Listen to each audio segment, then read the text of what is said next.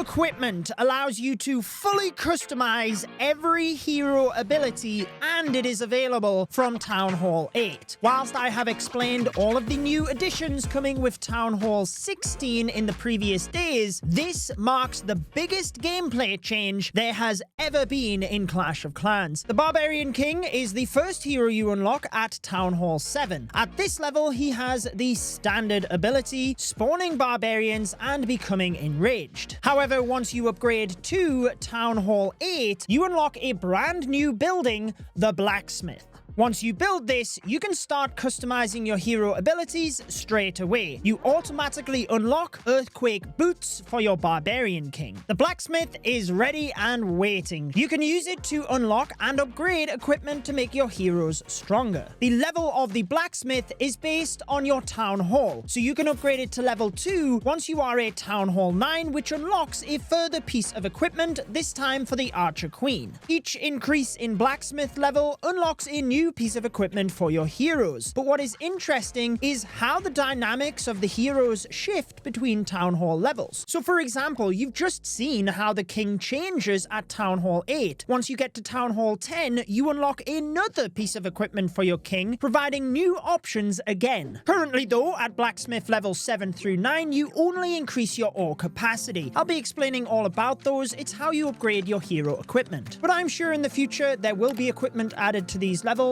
and most likely multiple pieces of equipment for the different levels. You can begin to customize your hero equipment from within the Blacksmith. There is also a shortcut button assigned to each one of the heroes, and you can access this from within your army tab. By tapping any one of the heroes, you can customize the pet, and then by tapping the hero equipment, this brings you back into this screen. From here, you can either tap the different hero abilities and then press equip, swapping out which ones you don't want to use, or you can also just drag and drop, which is really nice to be able to do so. Don't worry, I will be going over how each of these work alongside strategy, but every hero gear, I like to call them gears, not equipment, has a specific level, and you upgrade these with ores. There is shiny, glowy, and starry ores, which you gain through a couple of different methods. First, we have your home village star bonus. You can notice the amount you gain depends on the league you are in, and you can only gain shiny and glowy ores from this. You can earn both of these from Clan Wars alongside the starry ores as well if you are a higher Town Hall level. Very similar to how you gain loot from a Clan War attack, you will now gain a number of ores. Whilst the examples given are based on the Town Hall level, war weight, i.e. how strong the base is that you're attacking, also factors in here. You can notice how much rarer the starry ores are, and it also depends, unfortunately, as to whether you win or lose the war as a clan. You can also purchase ores from the trader and the in-game shop, which if you are making any purchases when the special offers land with the update, remember you can support a creator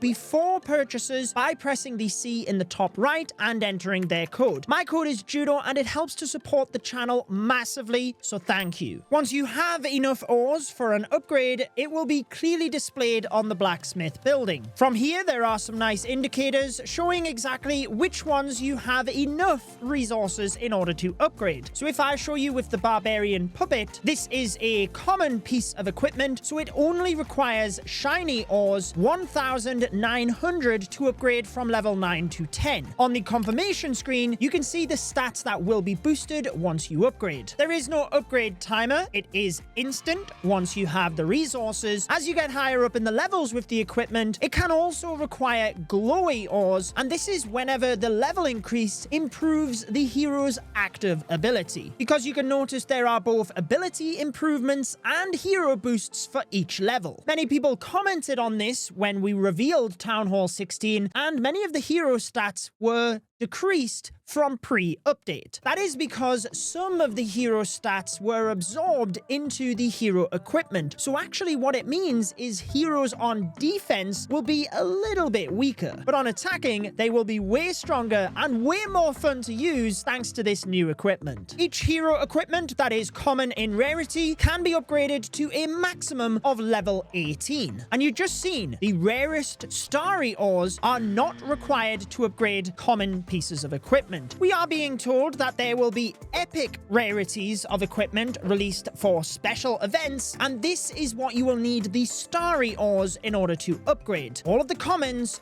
only require shiny and glowy ores. The epic equipment will go up to level 27, and seemingly all of the ores will be required to upgrade the epics. It's just for the higher levels, the starry ores will also be required. Should you not have enough ores, you can obviously use gems. The conversion rate appears to be 1 gem per shiny ore, 3 gems per glowy ore, and whilst there is no way to test the starry ores at the moment, seemingly it's going to be more than that. But the idea is obviously to gain these throughout your gameplay as well. I'm guessing in my gemming the update video, I will not be going to maximum level, but who knows? Because when this first releases, your level of hero equipment is based on your previous hero levels. So if you were in maxed Town Hall 15 before the update, you're not going to start with all level 1 hero equipment. If you have maxed heroes prior to the update, these would be converted to level 15 gears. However, this is only for the equipment that you already have on your heroes. So for example, the Earthquake Boots and the Vamp Stash for the Barbarian King would be level 1 even if you had maxed heroes pre-update. Obviously then, any future equipment that is released would also start at level 1. And it's also worth noting that Gold Pass discounts do not apply to these resources. Another clarification is that the hero potions do not boost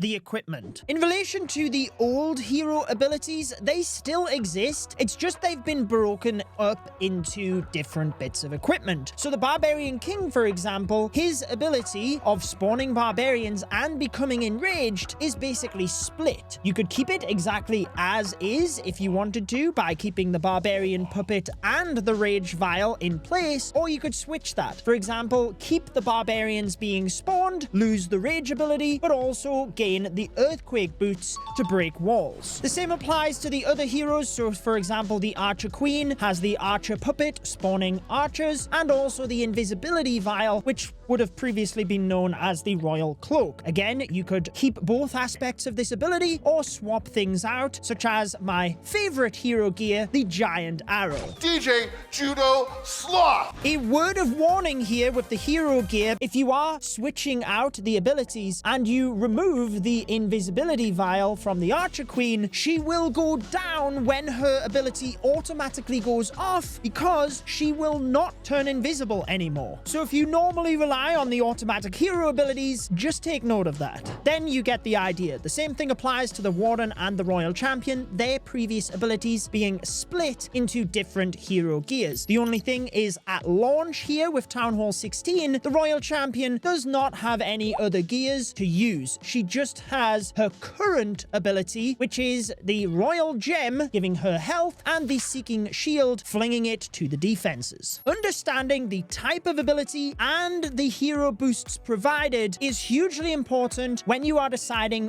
which ones you want to pick for which strategies. That's right, this will not just be a set it and forget it like the pets. Different attack strategies will have more optimal hero equipment in order to use. Majority of the abilities are active, i.e. when you press the hero ability, that is when it is used. For example, the King spawning his barbarians. Others are passive abilities, such as the Grand Warden's Life Gem, increasing the hit points of troops within the aura. This means it is active all of the time that the Grand Warden is there. It's not just when you press the ability. We also do have passive abilities for other heroes now, such as the Barbarian King's Vamp Stash, where he heals himself every time he attacks a building. So that's the first thing to take note of, whether the ability is active or passive. You then have to take a look at the hero boosts. A good example of this is with the Archer Queen. The active ability, the Giant Arrow, has the huge projectile damage, but the hero boosts apply to the Archer Queen throughout the attack, not just with the ability. So she herself gets an extra 132 DPS and 580 81 hit points just by having this equipment on the queen, not necessarily using the ability. When you compare that to the healer puppet, yes, the active ability spawns the healers, and then they're going to be healing the queen, but throughout, she also has an extra 968 hit points. These factors make a big deal when selecting which equipment works best for which strategy. Let's start with the Barbarian King. I will explain mechanics of the equipment and then which ones you should use for different strategies. The Barbarian Puppet, as I mentioned earlier, spawns the Barbarians, and the Rage Vial rages the Barbarian King up. One thing to know about these, the Barbarian Puppet will spawn raged Barbarians. It's just that the Rage Vial rages up the Barbarian King himself. So these are the abilities we previously had. Let's equip the Earthquake Boots and the Vamp Stash actually, and I can explain them both at the same time. Firstly, the Earthquake Boots. This is an active ability, and even at level 1, it will instantly destroy those new 9 million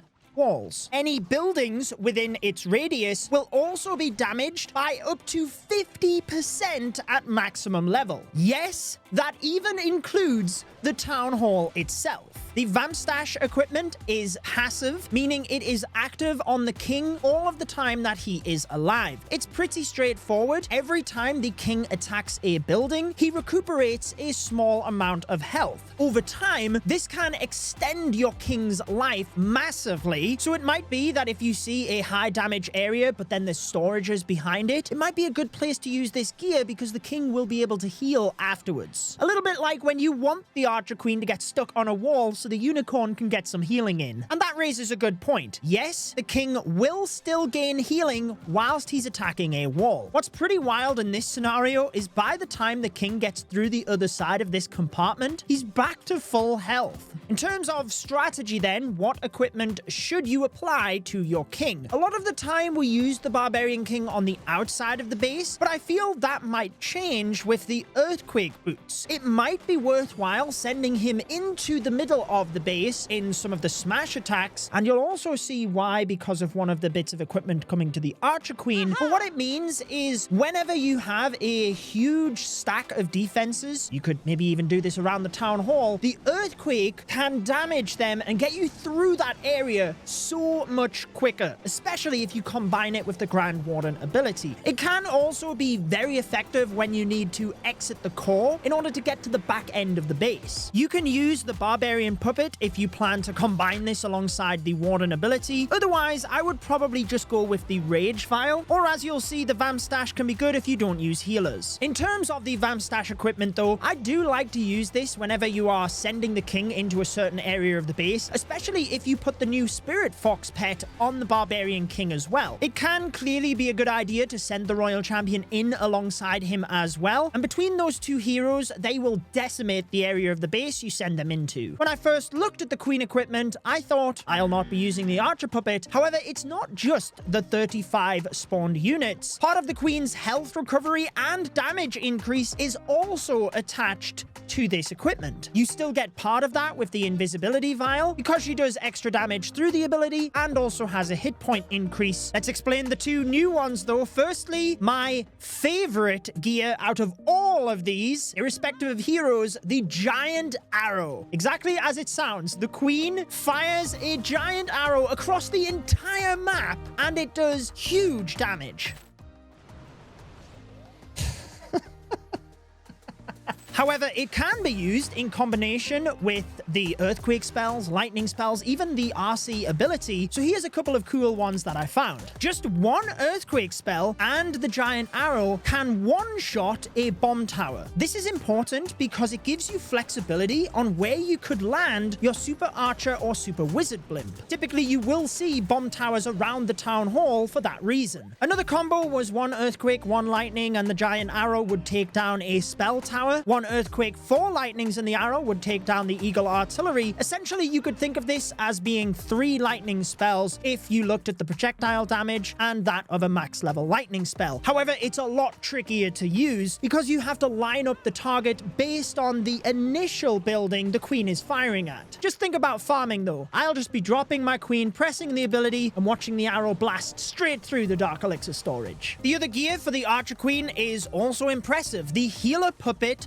spawns up to 3 healers upon use, and these will go up to level 8 at maximum. So not quite the new highest level of healers, which is 9, but still very high. You might be thinking, great, I will use this alongside my queen walks. I definitely would not recommend that. The reason being, since it's an active ability, you don't spawn those healers until you're ready to use it. And once you're deeper into the base, you don't need extra healers because each additional healer actually heals less than the last. Instead, for a queen walk, I would definitely stick with the invisibility vial. It is a critical gear for that because when she is turned invisible, she heals back up from the healers, but also it gives you a second life, if you will, with the automatic ability. Alongside that though, you could stick with the archer puppet because not only do you get those extra archers, it's the extra health recovery and DPS, which makes a big difference. Or depending on what you are queen charging and where you think you might be using the ability, it might be good to use the giant arrow, especially if you can line this up with key defenses. For the healer puppet though, there is a couple of situations where this is phenomenal. Firstly, if you are performing an air attack, often we use the archer queen to walk down one side of the base and set the funnel, maybe sniping an air defense towards the outside of the base en route. With the healer puppet, you can do a mini queen walk down that side of the base to assure that your super dragons, electro dragons, whatever it is that you're using, have a clearer path through the base. Alongside this, I would recommend the giant arrow. The reason being, you will press your ability early in this scenario to spawn the healers, and you can place your archer queen strategically so that she can snipe an air defense or air sweeper inside the base as well. It's a fantastic combination for that, but equally for ground smash attacks, you can do a similar thing. I would recommend subscribing to the channel because as new hero equipment is added to the game, I will obviously be updating strategy videos to assure you know the best equipment to use with each attack. Now on to the Grand Warden. He has his Eternal Tome, which is an active ability. It will still be incredibly important if you're sending a lot of troops through the town hall. But the other aspect to the Grand Warden we have always had is the Life Aura, now called the Life Gem. In terms of the two new abilities, we have the Healing Tome, so very similar to the Eternal Tome. However, rather than making the troops inside it immune, they basically gain health. This is also pretty significant. It lasts for 25 seconds, healing 150 HP per second. The radius of this is also massive, much larger than a healing spell. However, you can actually combine this with a healing spell. Finally, we have the Rage Gem, which is a passive ability always applied to the troops within the aura, and it increases their damage by 50%, also increasing the DPS of the Grand Warden and the speed of the Grand Warden. I mentioned the Warden Walk just a couple of minutes ago, and I would definitely use the Rage Gem if you are using that strategy because it will help you get through the buildings so much faster due to the DPS and attack speed increase. What should you use alongside this though? If you are diving straight in towards the town hall and most of your troops will move through that, then I would definitely recommend the Eternal Tome. Obvious reasons, you can then use a rage spell to power your troops outside of the poison. If you are not diving into the town hall, you might be better going with the Healing Tome. It depends on how the base is set up, but with the Rage Tower having its radius decreased, we shouldn't have those huge high damage output areas anymore. So I think the Healing Tome will probably be the best option for the majority of situations. Should you be using a strategy that has lower hit point troops, the Hybrid or Hog Riders for example, I would recommend the Life Gem because it boosts the hit points of those troops. I would combine this with the Healing Tome to give you better protection. I really like how the hero equipment will just give you so much flexibility with the attacks you will be using. So the new Root Rider has a huge amount of hit points but low DPS. For that reason, I will be using the Rage Gem alongside them, and even if you're pushing into the town hall, you don't need the Eternal Tome because they can get through the poison anyway. I will be using the Healing Tome as well for that reason. The Royal Champion does not get any gears right now. Hopefully Clash of Clans will add some exciting ones in the future. You can subscribe to the channel, and thank you for using code Judo to support us. You'll be happy to know there are no terms and conditions. But I hope this video has helped explain everything about the equipment. If you want to see my breakdown on the new troop, the Root Rider, which I will be using after the update, I have it linked right here. Enjoy the rest of your day.